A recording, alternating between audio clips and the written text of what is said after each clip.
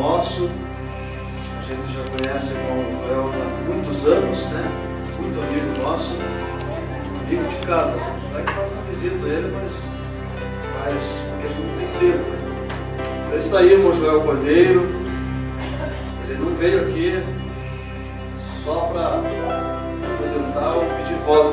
Sempre ele está conosco, sempre mandou a igreja aqui quando ele estava dirigindo no Ubatuba. Foi dirigir de 2 anos, deixou ali um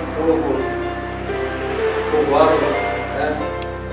Números bom, ali dos irmãos que estão ali na igreja, fez a obra de Deus e agora ele deixou para fazer o trabalho que tem no seu coração, que é a política, né?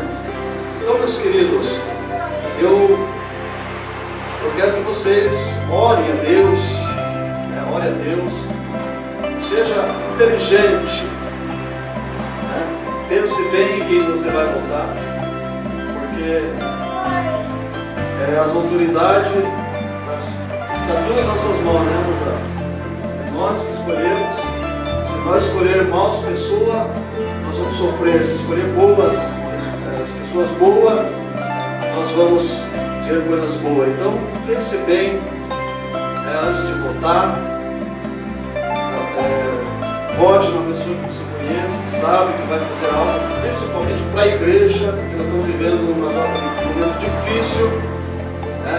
Tenho certeza que se nós colocarmos o nosso irmão lá dentro, tenho certeza que a igreja vai ser sempre protegida, né, meu Joel? Sempre vai ser protegida. Então está aí o irmão Joel, juntamente com ele está aí o meu cunhado, Leandro, que é a segurança aí do Joel, tem mais outra moça ali. Keila e Lucas, esta aqui.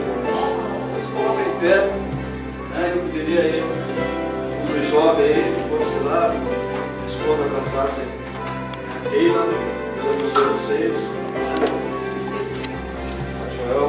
Amém.